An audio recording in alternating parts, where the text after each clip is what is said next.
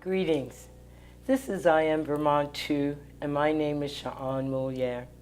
I Am Vermont Too is modeled after the I Too Am Harvard initiative. The I Am Vermont Too photo story project shines a light on the diversity of identities and experiences of people of color all across the state of Vermont. The I Am Vermont Too project is a medium for people of color to tell our stories and convey how racism has a significant impact in our lives. This is the first known statewide multi-generation project done only by people of color living, working, and attending school in the state. It is also a vehicle to outreach for the People of Color Caucus. Social justice activist Grace Lee Boggs said, "Creativity is the key to human liberation." A poem. Art. Advocate Risk-Taking by Sha'an Moliere.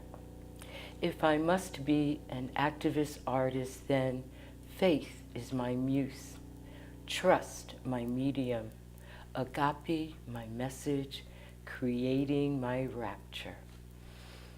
Soul enslaved in agony, desperate, despondent despair. Voluminous, suffocating clouds extinguishes the light. Barren solitude, abandoned spirit. Veiled in fear, uncertainty takes hold. Undeterred, desire radiates, fueling the courage to follow the dream. Faith sustained, trust sustains, faith has brought me thus far. Debris of doubt obstruct the way, presenting new paths to ponder. Dare I integrate the debris into my journey, exposing my heart to the experience, penetrating my consciousness. Invigorated, I proceed. Eyes on the prize, peace about me, seeping through my senses, providing visions of possibilities, seizing splendor, yielding to wonder. The dance continues. The pleasure of patience revealed. Trust eliminates worry. Comfort comes with confidence. Strength is born through struggle. Ecstasy envelops me, satisfying my insatiable needs. I have breath, thought, and voice. I have choice. See the light, be the light. Be vulnerable to love. Immerse in its passion. Breathe through its challenges. Bathe in its bounty. Enter its elegance. Woo its wisdom. Rapture. My soul is orgasmic, praising the majesty, relishing the mystery, embracing the mosaic I am, impregnated with joy, anxious to deliver, eager to spread the word. My guest today is Logan Samuels. I met Logan working at his father's stand at the farmer's market in St. Johnsbury. He graciously agreed to have his photo taken for the I Am Vermont Too photo project. Welcome to the program, Logan, and thank you for being here. Before you tell our viewers about yourself, can you share what it was like to be involved with the I Am Vermont Too photo project? Well, with any project where you're involved early on and then there aren't necessarily results for a long time, such as having your picture taken for a photo series, it's interesting because I almost forgot about my involvement in it, and then when the pictures came out on Facebook, this entire like wave of revelation came over me. It was it was almost as if there was like a sense of camaraderie between me and all of the other people who I saw who were also involved with this project. So I hear not only a sense of connection, but were there any apprehensions before when I first asked you about being involved? Not really. I was just generally very excited to be involved in something like this because I've not, or in my time in high school, I've not necessarily been involved in anything related to anything like this. Well, once again, I thank you, and on behalf of I Am Vermont Too, we thank you. So can you tell us a little bit about yourself? How do you identify? Well, I'm 18. I am biracial, and my father is black, my mother is white, and I have lived here my entire life. Can you tell us a little bit more about your family? Yes, my parents have been married for, I think, 35 years now, and my father, he lived in Jamaica. He moved here, he met my mother on a cruise ship, actually, and they moved here together after living in Panama, D.C. They really traveled around a lot, but decided that this was the best place to raise a family. Great. Now, what kind of work do your parents do? My mother's she's an accountant. She runs her own business, and my father also runs his own business. He is a caterer, and he also works at farmers markets. His business is Genuine Jamaican. Great, thank you. So, where did you grow up, and was there racial diversity? I grew up in Barnet, Vermont, and there was very much not racial diversity. I was the only black student, or not even necessarily black student. I was the only student of color in my grade and in the 2 grades above me and the 2 grades below me. There was really a lack of representation. Did you think about that while you were at school? Not at all. I fully grew up thinking that I was white. I had no differentiation between myself and my peers. There was nothing that I saw that was different about me that was different with them. So when did you have your revelation? I would say 8th grade or around there. I really realized that I was kind of different from everyone else. Were there particular instances that came to mind, or a general feeling, something maybe in school that you were learning? I think it was more of an enlightenment of my own. I had experienced many microaggressions throughout my middle school career, and I hadn't really thought about them at that point, but then they all kind of rushed onto me at once. Thank you, thank you. So what are your passions? What are your interests? What do you like to do? I think my favorite thing to do is ceramics. I very much enjoy throwing pottery. It's very, very fun. The throwing process, and the glazing process especially, choosing out all of the different colors. It's very interesting. I also really enjoy, in terms of academics, I enjoy anthropology, which is what I will be majoring in college. Yeah, I find it very interesting, the study of people and how people think. Excellent. And full disclosure, I appreciate your pottery and gracing pieces in my house. You are welcome. Your family's lived in Vermont for how long? I think for 30 years. Okay. And what is racism? Has it had an impact on you and your life? Less of an impact than one might think, being raised in such a white state. When I was going back to middle school, I had a lot of times when people would just come up to me and touch my hair, or it was mostly my hair. I don't know why small children are so fascinated with afros. It's interesting. But yeah, I didn't really experience racism on my own. I know that my father did more when he was just starting living here, but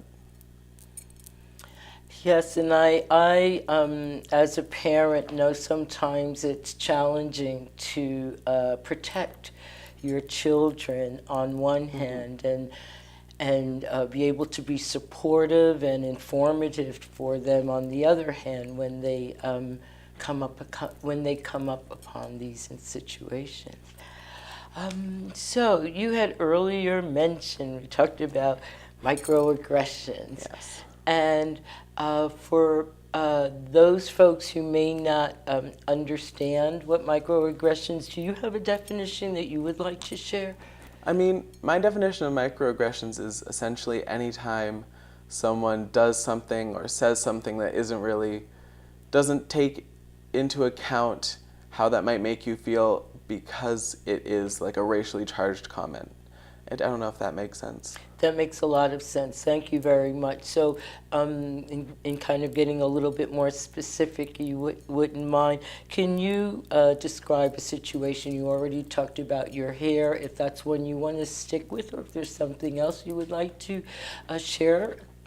There's actually one that happened very recently. I was coming home from Montreal with two of my friends, and we were at the border, and it was the border coming into America, obviously, and the officer, he asked us a bunch of questions, and at the very end he said, "Does anyone in the car smoke marijuana?" And my two friends, they said no, they're both white. And then he looked into the passenger side of the car because he was on the driver's side. He looked deeper into the car and looked specifically at me and said, "Everyone?" And I said, "Yes, officer." But that was really, I found it kind of obnoxious. And I wasn't necessarily hurt by it as much as I was deeply annoyed. It's surprising to see how someone like a Border Patrol officer can get away with having those racially charged comments, just in casual, not conversation, but in his workplace. Exactly, and thank you for expressing how it made you feel. What did you need at that time? Honestly, I just needed some reassurance that there was going to be some sort of reform in the way that officers are trained. I think this kind of goes into racial sensitivity training, which I think is very important, especially with what's going on now with police brutality. But specifically in this instance, where there was no physical violence, but there was very much verbal callousness that came about. Thank you. Howard Stevens, who writes Promoting Racial Literacy, talks about the trauma that microaggressions put upon people of color, and how the connection from the individual interaction to the system that did it. So, thinking of as I'm a taxpayer, this is my government, and that this man's actions as a result of my government, and not understanding, not having a sense of cultural humility as an approach to some of these incidents, and how that impacts upon people. I also wonder, what that must be like, say, for a person who's visiting our country. So as opposed to, what is it coming back? I mean, that is supposed to coming back. You're visiting, and what do you come away with as to our feelings and our policies? So, thank you. So this is, if you were to suggest, a propose. So I, propose larger scenarios around what people, might take back as a result of that experience, or might bring into. If you were to make a suggestion or a proposal, what the community could do to make your life, where your experiences are more visible. You are validated, and you are. I'm sorry. Let me start this again. I apologize. Um, okay, so where your life, one where you are visible, where your experiences are validated, and where your contributions to the community are valued. So what would you propose or suggest?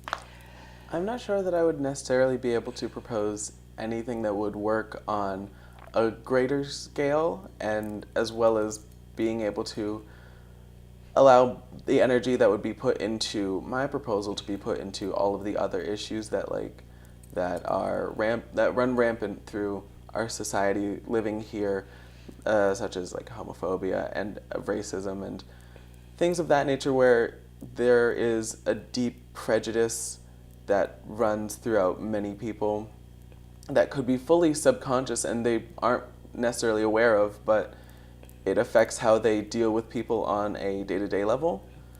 So my proposal, I guess, would be to raise better awareness about everyone in a way that isn't harmful to another group and doesn't trivialize someone's beliefs. Excellent. It's like the need for equitable studies. Yeah. Ethnic and equitable studies. Exactly.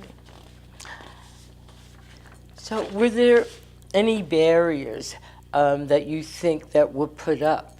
Because so we're thinking back to those, microaggressions. I'm thinking as barriers. So people that are thinking in terms of taking steps and making efforts, that they can do it in ways that are beneficial to people of color. Some of the efforts that I've seen are well-intended, but because they don't have a foundational understanding, a comprehension of racial literacy, and a handle on cultural humility, that there might be there are barriers that they put up or actions that they say that could be barriers for us. Are there any that you see? I can't think of any barriers off the top of my head, but I know that an issue that arises with a lot of these situations is they aren't necessarily looked over or overseen by someone of color or someone of the disenfranchised group that they're trying to help, and it becomes a sort of trying to help but doing more damage than it is helping. Thank you. Actually, you said that quite well. The dynamic change that is happening now in Vermont is we have more organizations that are run, staffed, led by, is a better word, people of color. And living in a state that is, 95, whichever way you want to go, with the percentage white, it is challenging in a sense for us to, one, network, but to challenge the way things have always been, because our voices haven't been told. The reason and the need for the I Am Vermont Too story project is that our voices are being told. And my experience has been, for many people, it's shocking that they would never imagine, and these are people that I've known for decades, how to identify, for me, where the power imbalances are. And not coming from a shame or guilt place. This is a system. And transformation isn't about satiation. Transformation is about action and change. It takes courage. And I appreciate your courage for being here. Are there any final words that you would like to share? Well, there is one story that I can think of that happened relatively recently. My father he ran into someone who moved here from Massachusetts, and they moved up to, I think it was somewhere in southern Vermont. And they said that they saw him many years ago at the farmer's market with his family, me, my mother, some of my siblings, and they realized that if he's able to live here and be here, then they can be here and live here and raise a family as well. So they moved from Massachusetts to Vermont because they were inspired by my family, my father.